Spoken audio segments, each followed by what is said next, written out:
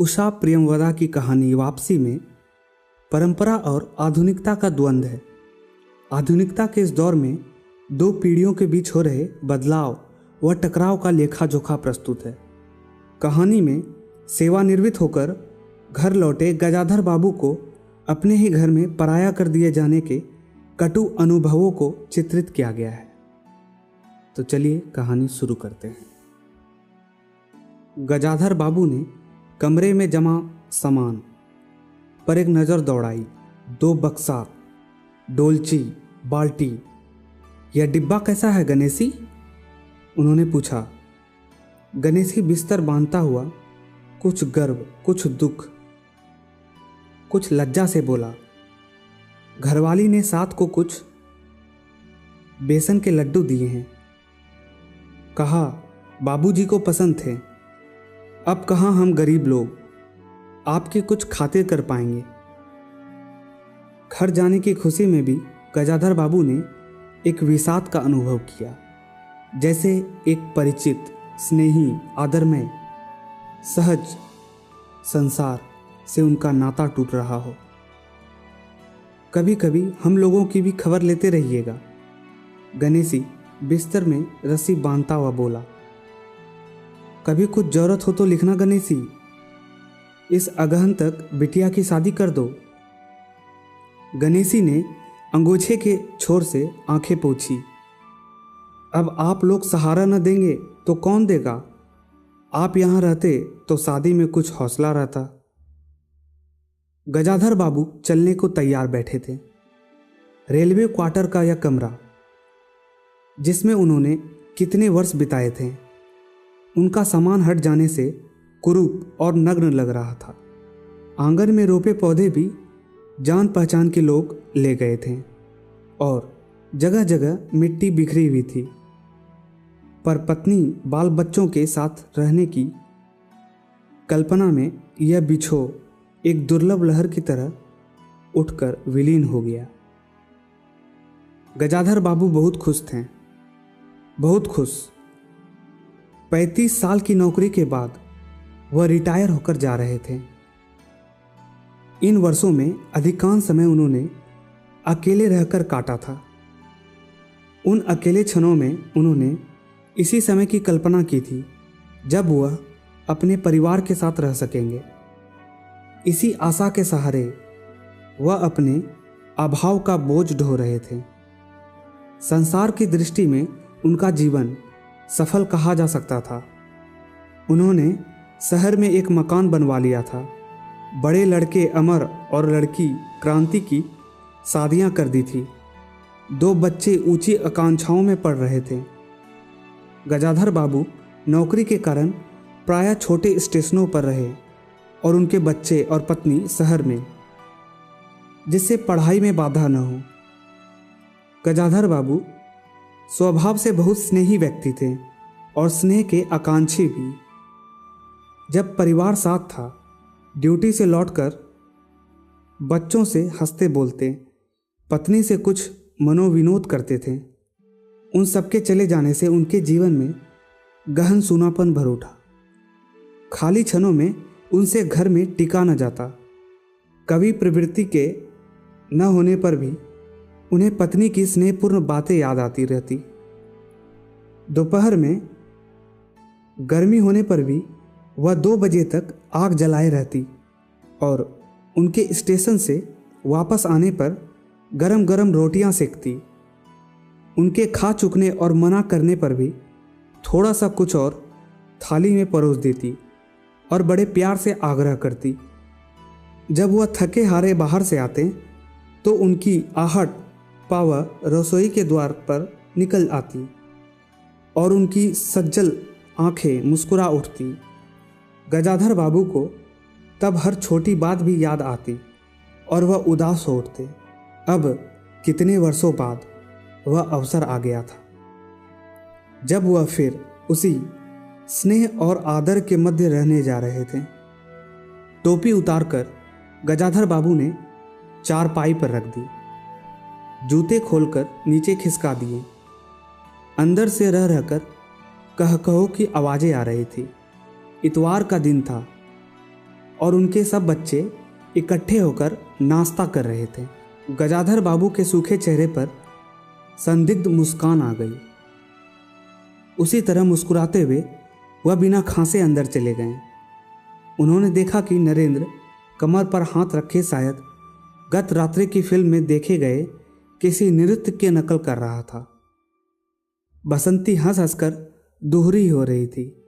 अमर की बहू को अपने तन बदन आंचल या घूंघट का कोई होश न था और वह उन्मुक्त रूप से हंसी जा रही थी। गजाधर बाबू को देखते ही नरेंद्र धप से बैठ गया और चाय का प्याला उठाकर मुंह से लगा लिया। बहू को होश आया और उसने झट से माथा ढक लिया। केवल बसंती का शरीर रह रहकर हंसी दबाने के प्रयत्न में हिलता रहा। गजाधर बाबू ने मुस्कुराते हुए उन लोगों को देखा, फिर कहा, क्यों नरेंद्र, क्या नकल हो रही है? कुछ नहीं बाबूजी, नरेंद्र ने सिर पिटाकर कहा। गजाधर बाबू ने चाहा था कि वह भी इस मनोविनोद में भाग लेते, पर उनके आते ही जैसे सब कुंठित हो चुप हो गए। उससे उनके मन में थोड़ी सी खिन्नता उपज आई। बैठते हुए बोले, बसंती, चाय मुझे भी देना। तुम्हारी अम्मा की पूजा अभी चल रही है क्या? बसंती ने माँ की कोठरी की ओर देखा। अभी आती ही होंगी, और प्याले में उनके लिए चाय छानने लगी। बहू चुपचाप पहले ही चली गई थी। अब नरेंद्र भी चाय का आखिरी घूंट पीकर उठ खड़ा हुआ। केवल बसंती पिता के लिहाज में चौके में बैठी माँ की राह देख रही थी। गजाधर बाबू ने एक घूंट चाय पी, फिर कहा, बिट्टी, चाय तो फीकी है, लाइए चीनी और डाल दें। बसंती बोली, रहने दो, तुम्हारी अम्मा जब आएगी तभी पी लूँगा। थोड़ी देर में उसकी पत्नी हाथ में अर्घ का लोटा लिए निकली और उशुद्ध स्तुति करते हुए तुलसी में पानी डाल दिया। उन्हें देखते ही बसंती भी उठ गई। पत्नी ने आकर गजाधर बाबू को देखा और कहा, अरे आप अकेले बैठे हैं, ये सब कहाँ गए? गजाधर बाबू के मन में फांस सी करक उठी। अपने अपने काम में लग गए हैं, आखिर बच्चे ही हैं। पत्नी आकर चौके में बैठ गई। उन्होंने नाक भौं चढ़ाकर चारों ओर जूठे बर्तनों को देखा, फिर कहा, सारे में जूठे बर्तन पड़े हैं। इस घर में धर्म कर्म कुछ नहीं, पूजा करके सीधे चौके में घुसो। फिर उन्होंने नौकर को पुकारा। जब उत्तर न मिला तो एक बार और उच्च स्वर में, फिर पति की ओर देखकर बोली, बहू ने भेजा होगा बाजार। और एक लंबी सांस लेकर चुप हो गई। गजाधर बाबू बैठकर चाय और नाश्ते का इंतजार कर रहे थे। उन्हें अचानक ही गणेशी की याद आ गई। रोज सुबह पैसेंजर आने से पहले वह गरम गरम पूड़ियाँ और जलेबी बनाता था। गजाधर बाबू जब तक उठकर तैयार होते उनके लिए जलेबियाँ और चाय लाकर रख देता था। चाय भी कितनी बढ़िया, कांच के गिलास में ऊपर तक भरी लबालब, पूरे 2.5 चम्मच चीनी और गाढ़ी मलाई। पैसेंजर भले ही रानीपुर लेट पहुँचे, गणेशी ने चाय पहुँचाने में कभी देर नहीं की। क्या मजाल कि कभी उससे कुछ कहना पड़े। पत्नी का शिकायत भरा स्वर सुन उसके विचार में व्याघात पहुंचा। वह कह रही थी, सारा दिन इसी खिचखिच में निकल जाता है। इस गृहस्थी का धंधा पीटते पीटते उम्र बीत गई, कोई जरा हाथ भी नहीं बटाता। बहू क्या क्या करती है? गजाधर बाबू ने पूछा। पड़ी रहती है, बसंती को तो फिर कहो कि कॉलेज जाना होता है। गजाधर बाबू ने जोश में आकर बसंती को आवाज़ दी। बसंती भाभी के कमरे से निकली तो गजाधर बाबू ने कहा, बसंती, आज से शाम का खाना बनाने की जिम्मेदारी तुम पर है। सुबह का भोजन तुम्हारी भाभी बनाएगी। बसंती मुंह लटकाकर बोली, बाबूजी, पढ़ना भी तो होता है। गजाधर बाबू ने प्यार से समझाया, तुम सुबह पढ़ लिया करो, तुम्हारी माँ बूढ़ी हुई, उनके शरीर में अब वह शक्ति बची नहीं। तुम हो, तुम्हारी भाभी है, दोनों को मिलकर काम में हाथ बटाना चाहिए। बसंती चुप रही। उसके जाने के बाद उसकी माँ ने धीरे से कहा, पढ़ने का तो बहाना है, कभी जी ही नहीं लगता। लगे कैसे? शीला से ही फुर्सत नहीं। बड़े बड़े लड़के हैं उनके घर में, हर वक्त वहाँ घुसा रहना मुझे नहीं सुहाता। मना करूँ तो सुनती नहीं। नाश्ता कर गजाधर बाबू बैठक में चले गए। घर छोटा था और ऐसी व्यवस्था हो चुकी थी कि उसमें गजाधर बाबू के रहने के लिए कोई स्थान न बचा था। जैसे किसी मेहमान के लिए कुछ अस्थायी प्रबंध कर दिया जाता है, उसी प्रकार बैठक में कुर्सियों को दीवार से सटाकर बीच में गजाधर बाबू के लिए पतली सी चारपाई डाल दी गई थी।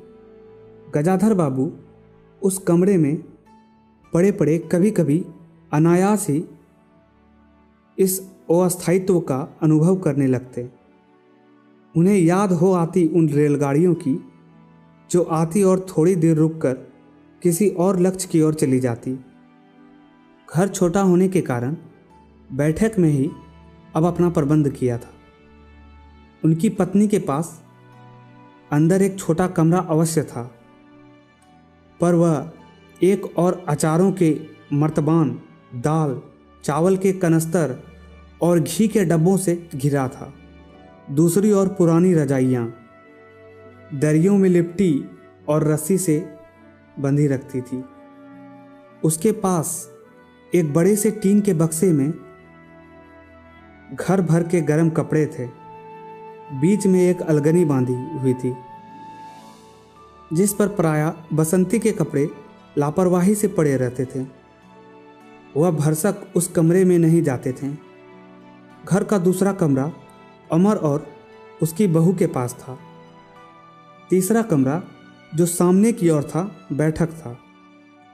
गजाधर बाबू के आने से पहले उसमें अमर की ससुराल वालों से आय बेत की 3 कुर्सियों का सेट पड़ा था। कुर्सियों पर नीली गद्दियां और बहू के हाथों के कड़े कुशन थे। जब कभी उनकी पत्नी को कोई लंबी शिकायत करनी होती तो अपनी चटाई बैठक में डाल पड़ जाती थी। वह एक दिन चटाई लेकर आ गई। गजाधर बाबू ने घर गृहस्थी की बातें छेड़ी। वह घर का रवैया देख रहे थे। बहुत हल्के से उन्होंने कहा कि अब हाथों में पैसा कम रहेगा, कुछ खर्च कम होना चाहिए। सभी खर्च तो वाजिब वाजिब हैं, किसका पेट काढ़ूं? यही जोड़ गांठ करते करते बूढ़ी हो गई, न मन का पहना न ओढ़ा। गजाधर बाबू ने आहत विस्मित दृष्टि से पत्नी को देखा। उनसे अपनी हैसियत छिपी न थी। उनकी पत्नी तंगी का अनुभव कराकर उसका उल्लेख करती यह स्वाभाविक था, लेकिन उनमें सहानुभूति का पूर्ण अभाव गजाधर बाबू को बहुत खटका। उनसे यदि राय बात की जाती कि प्रबंध कैसे हो तो उन्हें चिंता कम, संतोष अधिक होता, लेकिन उनसे तो केवल शिकायत की जाती थी, जैसे कि परिवार की सब परेशानियों के लिए वही जिम्मेदार थे। तुम्हें किस बात की कमी है? अमर की माँ, घर में बहू है, लड़के बच्चे हैं, सिर्फ रुपये से ही आदमी अमीर नहीं होता, गजाधर बाबू ने कहा और कहने के साथ ही अनुभव किया कि यह उनकी आंतरिक अभिव्यक्ति थी, ऐसा कि उनकी पत्नी नहीं समझ सकती। हाँ, बड़ा सुख है ना बहू से, आज रसोई करने गई है, देखो क्या होता है, कहकर पत्नी ने आंखें मूंद दी और सो गई। गजाधर बाबू बैठे हुए पत्नी को देखते रह गए। यही थी क्या उनकी पत्नी, जिनके हाथों के कोमल स्पर्श, जिसकी मुस्कान की यादों में उन्होंने संपूर्ण जीवन काट दिया था। उन्हें लगा कि वह लावणमयी युवती जीवन की राह में कहीं खो गई है और उसकी जगह आज जो स्त्री है वह उसकी मन और प्राणों के लिए नितांत अपरिचित है। गाढ़ी नींद में डूबी उनकी पत्नी का भारी सा शरीर बहुत बेडौल और कुरूप सा लग रहा था। चेहरा श्रीहीन और रूखा था। गजाधर बाबू देर तक निस्संग दृष्टि से पत्नी को देखते रहे और फिर लेटकर छत की ओर ताकने लगे। अंदर कुछ गिरा और उनकी पत्नी हड़बड़ाकर उठ बैठी। लो, बिल्ली ने कुछ गिरा दिया शायद, और वह अंदर भागी। थोड़ी देर में लौटकर आई तो उनका मुंह फूला हुआ था। देखा, बहू को चौका खुला छोड़ आई थी। बिल्ली ने दाल की पतीली गिरा दी। सभी तो खाने को हैं, अब क्या खिलाऊंगी? वह सांस लेने को रुकी और बोली, एक तरकारी और 4 पराठे बनाने में सारा डिब्बा घी उड़ेल कर रख दिया। जरा सा दर्द नहीं है। कमाने वाले हार तोड़े और यहाँ चीजें लूटी। मुझे तो मालूम था कि यह सब काम किसी के बस का नहीं है। गजाधर बाबू को लगा कि पत्नी कुछ और बोलेगी तो उनके कान झंझना उठेंगे। ओंठ भींची करवटें लेकर उन्होंने अपनी पत्नी की ओर पीठ कर ली। रात का भोजन बसंती ने जानबूझकर ऐसा बनाया था कि कौर तक निगला न जा सके। गजाधर बाबू चुपचाप खाकर उठ गए, पर नरेंद्र थाली सरकाकर उठ खड़ा हुआ और बोला, मैं ऐसा खाना नहीं खा सकता। बसंती तुनक कर बोली, तो न खाओ, कौन तुम्हारी खुशामद करता है? तुमसे खाना बनवाने को किसने कहा था? नरेंद्र चिल्लाया। बाबूजी ने। बाबूजी को बैठे बैठे यही सब सोचता है। बसंती को उठाकर माँ ने नरेंद्र को मनाया और अपने हाथों से कुछ बनाकर खिलाया। गजाधर बाबू ने बाद में पत्नी से कहा, इतनी बड़ी लड़की हो गई और उसे खाना बनाने तक का शऊर नहीं आया। अरे, आता तो सब कुछ है, करना नहीं चाहती, पत्नी ने उत्तर दिया। अगली शाम माँ को उस रसोई में देख कपड़े बदलकर बसंती बाहर आई तो बैठक से गजाधर बाबू ने टोक दिया, कहाँ जा रही हो? पड़ोसी में शीला के घर, बसंती ने कहा। कोई जरूरत नहीं, अंदर जाकर पढ़ो, गजाधर बाबू ने कड़े स्वर में कहा। कुछ देर अनिश्चित खड़े रहकर बसंती अंदर चली गई। गजाधर बाबू शाम को रोज टहलने चले जाते थे।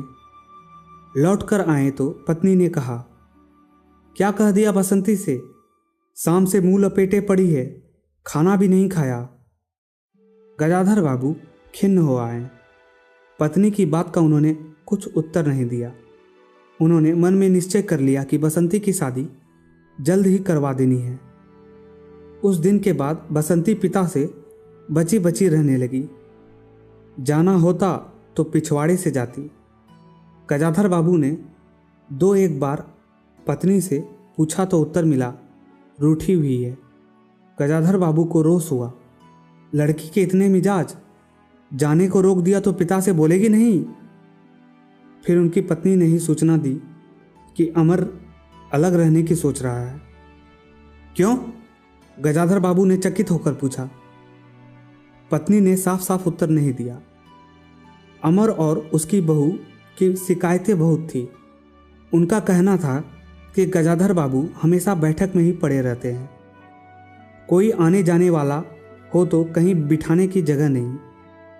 अमर को अब भी वह छोटा सा समझते थे और मौके बेमौके टोक देते थे।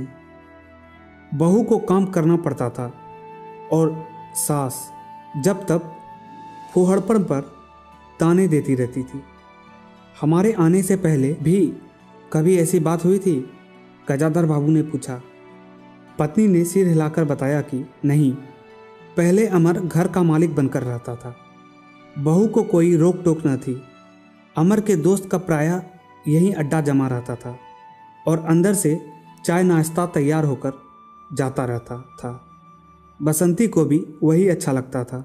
गजाधर बाबू ने बहुत धीरे से कहा, अमर से कहो जल्दबाजी की कोई ज़रूरत नहीं है। अगले दिन वह सुबह घूमकर लौटा तो उन्होंने पाया कि बैठक में उनकी चारपाई नहीं है। अंदर जाकर पूछने ही वाले थे, उनकी दृष्टि रसोई के अंदर बैठी पत्नी पर पड़ी। उन्होंने यह कहने को मुंह खोला कि बहू कहाँ है, पर कुछ याद कर चुप हो गए। पत्नी की कोठरी में झांका तो अचार, रजाइयाँ और कनस्तरों के मध्य अपनी चारपाई लगी पाई। गजाधर बाबू ने कोट उतारा और कहीं टांगने को दीवार पर नजर दौड़ाई। फिर उसे मोड़कर अलगनी के कुछ कपड़े खिसकाकर एक किनारे टांग दिया। कुछ खाए बिना ही अपनी चारपाई पर लेट गए। कुछ भी हो, तन आखिरकार बूढ़ा ही था। सुबह शाम कुछ दूर टहलने अवश्य चले जाते, पर आते जाते थक उठते थे। गजाधर बाबू को अपना बड़ा सा क्वार्टर याद आ गया। निश्चिंत जीवन, सुबह पैसेंजर ट्रेन आने पर स्टेशन की चहल पहल, फिर चिर परिचित चेहरे और पटरी पर रेल के पहियों की खटखट जो उनके लिए मधुर संगीत की तरह थी। तूफान और डाक गाड़ी के इंजनों की चिघाड़ उनकी अकेली रातों की साथी थी। सेठ रामजी मल के कुछ लोग कभी कभी पास आ बैठते, वही उनका दायरा था, वही उनके साथी। वह जीवन अब उन्हें एक खोई निधि सा प्रतीत हुआ। उन्हें लगा कि वह जिंदगी द्वारा ठगे गए हैं। उन्होंने जो कुछ चाहा उनमें से उन्हें एक बूंद भी न मिला। लेटे हुए वह घर के अंदर से आते विविध स्वरों को सुनते रहे। बहू और सास की छोटी सी झड़प, बाल्टी पर खुले नल की आवाज़, रसोई के बर्तनों की खटपट और उसी में दो गोरैयों का वार्तालाप। और अचानक ही उन्होंने निश्चय कर लिया कि अब घर की किसी बात में दखल न देंगे। यदि गृहस्वामी के लिए पूरे घर में एक चारपाई की जगह नहीं है तो यहीं पड़े रहेंगे। अगर कहीं और डाल दी गई तो वहाँ चले जाएंगे। यदि बच्चों के जीवन में उनके लिए कहीं स्थान नहीं तो अपने ही घर में परदेसी की तरह पड़े रहेंगे। और उस दिन के बाद सचमुच गजाधर बाबू कुछ नहीं बोले। नरेंद्र रुपये मांगने आया तो बिना कारण पूछे उसे रुपये दे दिए। बसंती काफ़ी अंधेरे हो जाने के बाद भी पड़ोस में ही रहती तो भी उन्होंने कुछ नहीं कहा। पर उन्हें सबसे बड़ा गुम यह था कि उनकी पत्नी ने भी उनमें कुछ परिवर्तन नहीं देखा। वह मन ही मन कितना भार ढो रहे हैं, इससे वह अनजान ही बनी रही। बल्कि उन्हें पति के घर के मामलों में हस्तक्षेप न करने के कारण शांति ही थी। कभी कभी वह कभी उठती, ठीक ही है, आप बीच में ना पड़ा कीजिए, बच्चे बड़े हो गए हैं, हमारा जो कर्तव्य था कर रहे हैं, पढ़ा रहे हैं, शादी कर देंगे। गजाधर बाबू ने आहत दृष्टि से पत्नी को देखा। उन्होंने अनुभव किया कि वह पत्नी और बच्चों के लिए केवल धनोपार्जन के निर्मित मात्र हैं। जिस व्यक्ति के अस्तित्व से पत्नी मांग में सिंदूर डालने की अधिकारिणी है, समाज में उसकी प्रतिष्ठा है, उसके सामने वह 2 वक्त भोजन की थाली रख देने से सारे कर्तव्यों से छुट्टी पा जाती है। वह घी और चीनी के डब्बों में इतनी रमी हुई है कि अब वही उनकी संपूर्ण दुनिया बन गई है।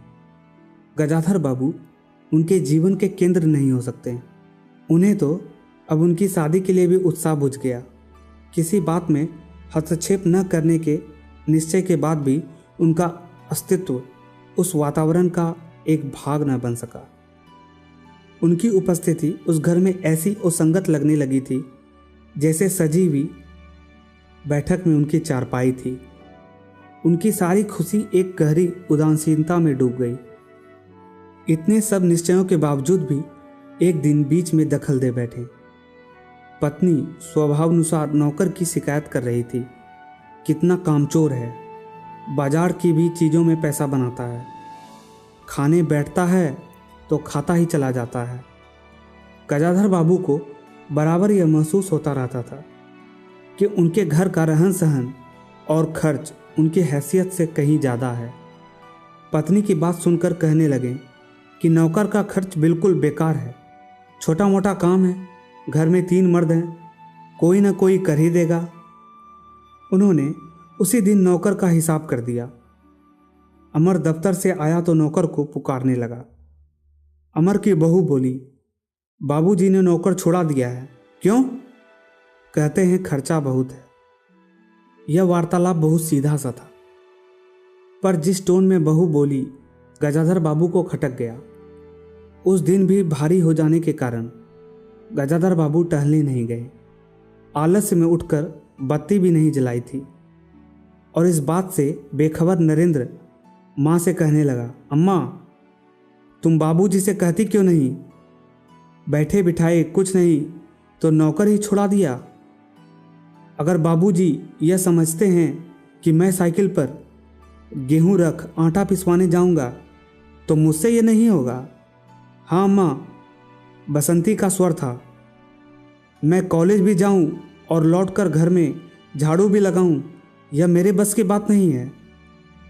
बूढ़े आदमी हैं, अमर भुनभुनाया, चुपचाप पड़े रहें, हर चीज में दखल क्यों देते हैं? पत्नी ने बड़े व्यंग से कहा। और कुछ नहीं सोचता तो तुम्हारी बहू को ही चौके में भेज दिया। वह गई तो 15 दिन का राशन 5 दिन में बनाकर रख दिया। बहू कुछ कहे इससे पहले वह चौके में घुस गई। कुछ देर में अपनी कोठरी में आई और बिजली जलाई तो गजाधर बाबू को लेटे देखा। बड़ी सिट पिटाई। गजाधर बाबू की मुख मुद्रा से वह उनमें भावों का अनुमान न लगा सकी। वह चुप आंखें बंद किए लेटे रहे। गजाधर बाबू चिट्ठी हाथ में लिए अंदर आए और पत्नी को पुकारा। वह भीगे हाथ लिए निकली और आंचल से पोंछती हुई पास आ खड़ी हुई। गजाधर बाबू ने बिना किसी भूमिका के कहा, मुझे सेठ रामजी मल की चीनी मिल में नौकरी मिल गई है। खाली बैठे रहने से तो 2-4 पैसे घर में आए वही अच्छा है। उन्होंने तो पहले ही कहा था, मैंने ही मना कर दिया था। फिर कुछ रुककर जैसे बुझी हुई आग में एक चिंगारी चमक उठे। उन्होंने धीमी स्वर में कहा, मैंने सोचा था कि बरसों तुम सबसे अलग रहने के बाद अवकाश पाकर परिवार के साथ रहूंगा। खैर परसों जाना है, तुम भी चलोगी? मैं? पत्नी ने सक पकाकर कहा, मैं चलूंगी तो यहाँ का क्या होगा? इतनी बड़ी गृहस्थी, फिर सयानी लड़की। बात बीच में काट कर गजाधर बाबू ने हताश स्वर में कहा, ठीक है तुम यहीं रहो। मैंने तो ऐसे ही कहा था, और गहरे मौन में डूब गए।